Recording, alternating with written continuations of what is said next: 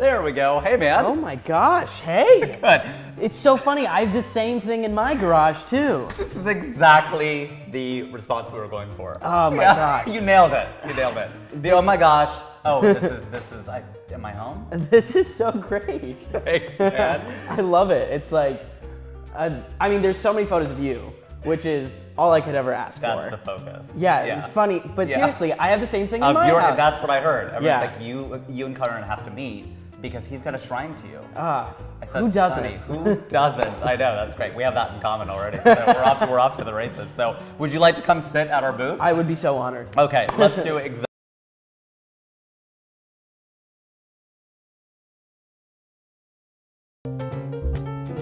You always got to have a little bit of disappointment in there, you know, got to give them a little bit of disappointment. Yeah. That's what I did. I was like, I'm going to choose the most unstable career path that you can think of, and then I'm going to pursue that for the rest of my life. So you guys can never fall asleep sound. And you are, right? I mean, we were saying this, that this is half your life. You are making that transition from, you're far from a child now, but from child to adolescent to adult acting. Yeah, absolutely. But I think what's funny is you spend so much of your 20s, as I'm making this transition out of like being a child actor, I'm just making a transition to being a teen actor. Right. Because there's so many 20-year-olds that play teenagers. Yeah. I mean, it's so funny. You look at Euphoria, for example, and very talented cast. Sure. But also a lot of them in their mid-20s. Yeah. Playing 18-year-olds, 17-year-olds, It's true. which is very funny. And that's true all the way back to 90210 and stuff in the 80s and 90s, it was that way. They were, a lot of them are mid to later 20s and they're playing in high school and you're going, wow, that's interesting. Yeah. They did it back then, they still do it now. Yeah. So makes the kids feel good about losing those jobs. Yeah, exactly.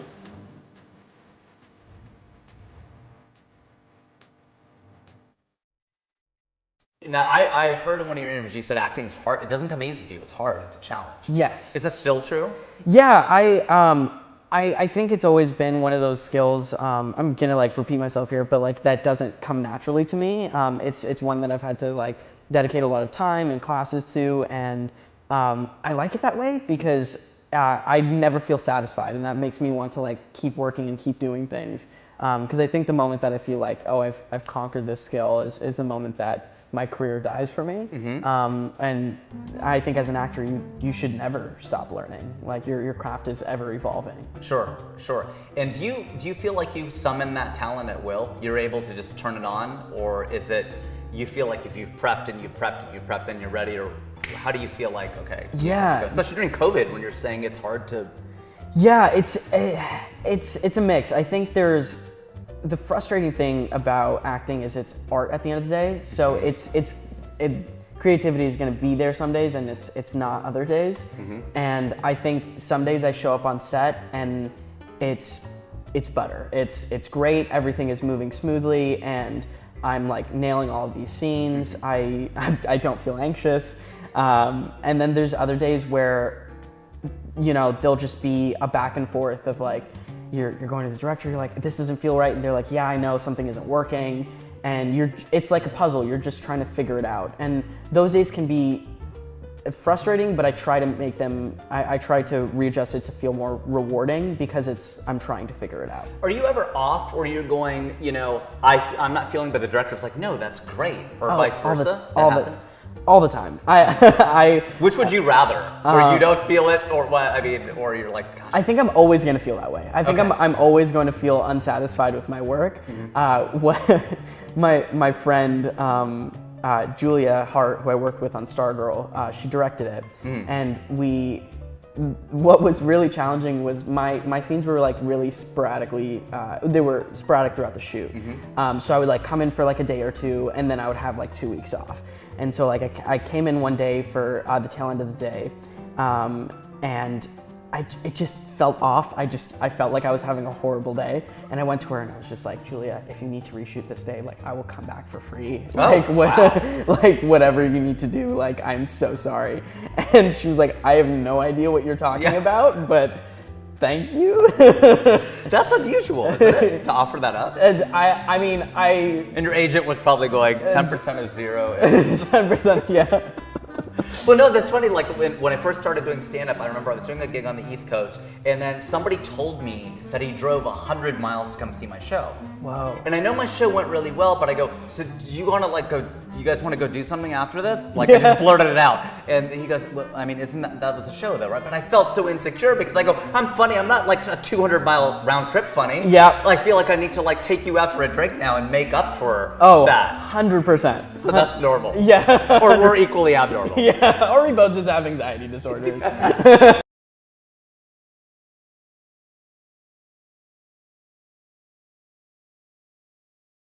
So you've admitted or you've embraced that you really do. Yeah, no, I'm like very open with my my journey with mental illness, and what that process has been like, and I guess like what I hoped by sharing it is like other people feel more comfortable talking about their stuff. I don't know. That's what's helped me the most is like just being vulnerable about my experiences and going, this is what I struggle with, this is what I go through, and I hope that another South Asian kid can feel a similar way and maybe have challenging conversations with their family about like, this is what I'm struggling with. Sure.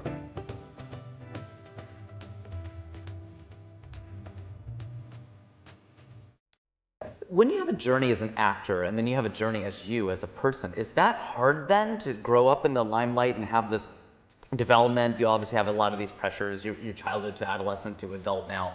I mean, how do you keep track of that with your own journey with anxiety and things like that? Because I mean, I go through some of that stuff too, but not yours is so magnified. Yeah, I think it makes it a little bit. It definitely worsens the situation at times. I have to admit. I mean, give a kid an anxiety disorder and depression, and then throw in a full-time job, and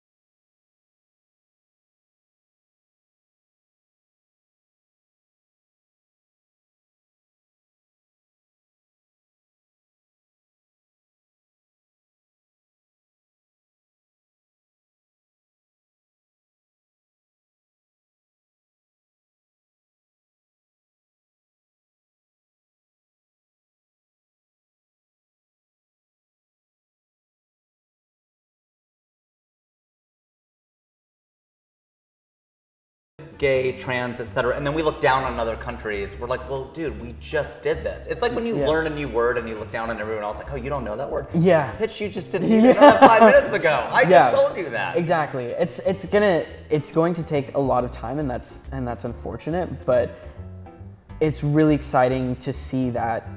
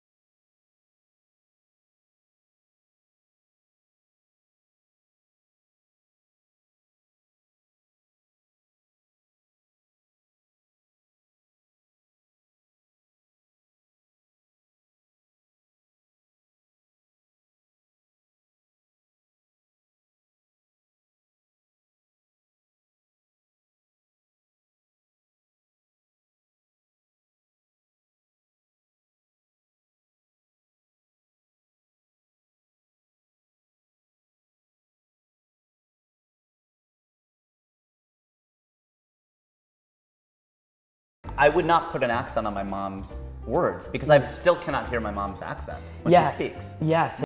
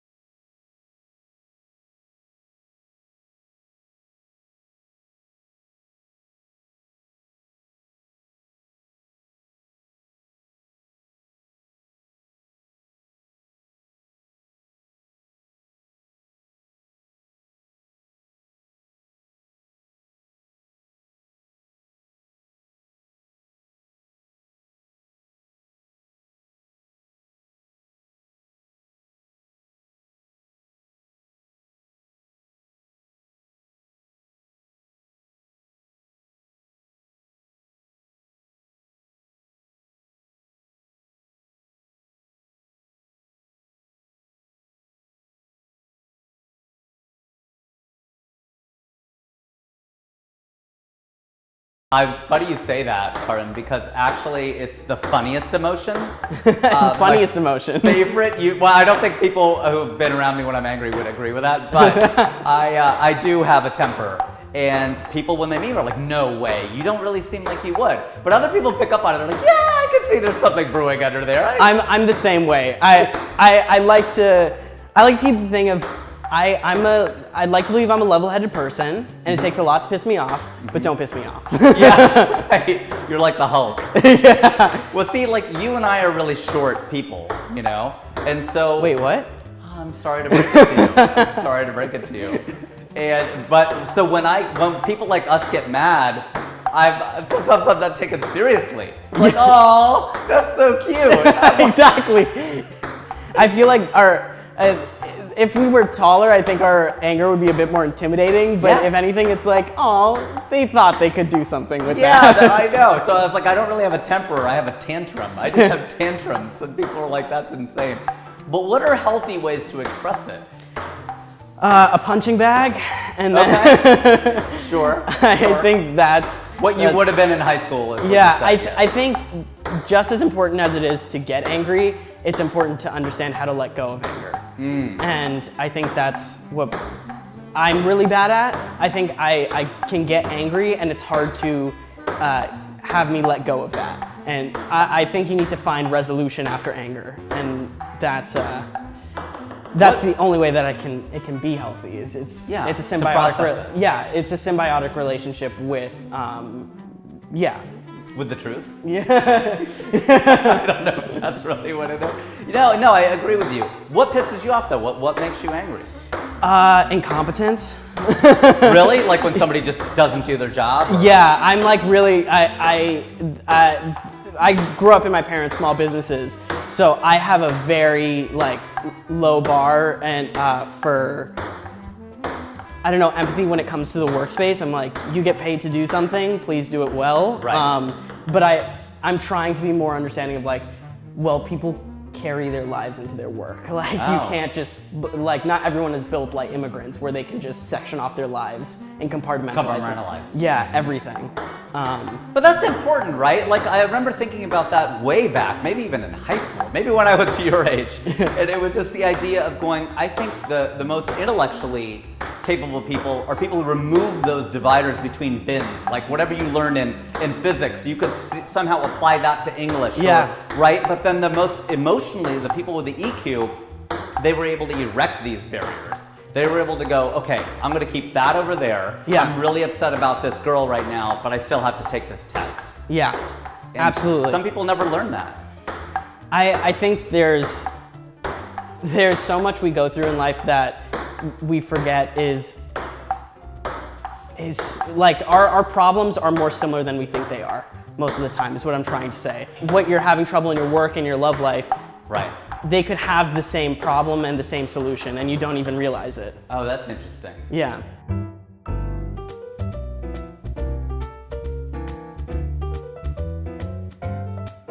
What would it mean to pull a you? If someone's like, man, he just pulled a Karan, what would that be? Oh my God, pulling a Karan means forgetting every interaction that you've ever had. And I'm glad we're taping this. Yeah, that's good. Yeah. I have a horrible memory. So my friends will literally be like, you've met this person.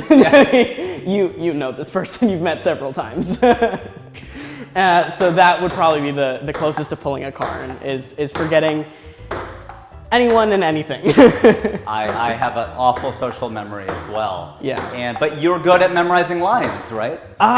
Weirdly, it got bad there for a second, but it's coming back now. What drove it to become bad, and then what drove it to become good again? You know what? My depression got really bad, and so my memory just tanked. So I was forgetting interactions I was having moments ago. I was forgetting things I was saying moments ago.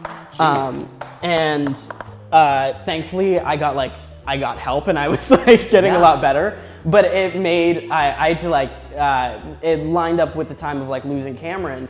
But I took time away from the industry because I was like, I have no idea how I'm gonna memorize one page of lines at this point because I'm forgetting everything. Yeah. But now it's gotten a lot better where I'm like, okay, give me 8 pages of sides and I'll be good. Like, Wow. I can handle it. That's impressive. And you could do that like overnight. Overnight? That's hard. That's maybe give me a day. Okay, that's still, Yeah. that's a thing.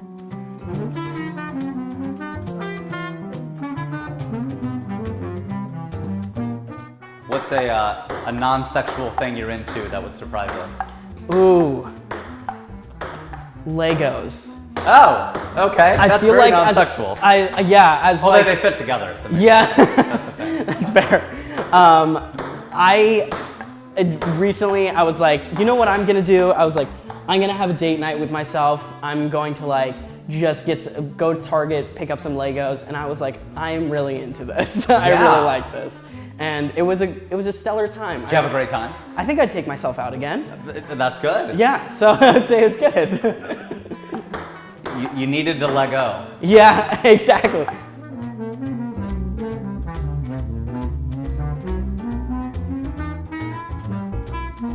Would you rather eat ice cream that tastes like poop or poop that tastes like ice cream? Ooh, That's the right answer. Ooh, I think. yeah, it's so appetizing. I think I could never recover from the taste if it tasted like shit. Yeah. So I think I would have to do the poo that tasted like ice cream. Yeah. Even though knowing that you ate shit. Oh, yeah, that would make me vomit just at the thought of that. Just the thought of it. But at least you didn't, I guess. Would people know I did it? No. That's a great question. This is like eating alone in a restaurant. Yeah. Yeah, so this is a treat. This is you playing Legos by yourself Yes. on that night. Because I'm a grown adult. Yes. A genie appeared and gave you this choice. Yeah. No one would ever know. Okay. Yeah, it would have to be the shit that tastes like ice cream. And no one would ever know. No. Except for this interview that exists. Really appreciate that. And any advice to the kids out there? You're gonna be fine. You're gonna be so fine. I love that. I love that. That's very to the point. Karan Brar, this is so fun. Thank you so much for having me. I had a blast. It was really, really great to meet you. You're very personable, very easy to talk to. So thanks everybody for joining us on What Do You Bring to the Table? I've been your host, Rajiv, and I still am.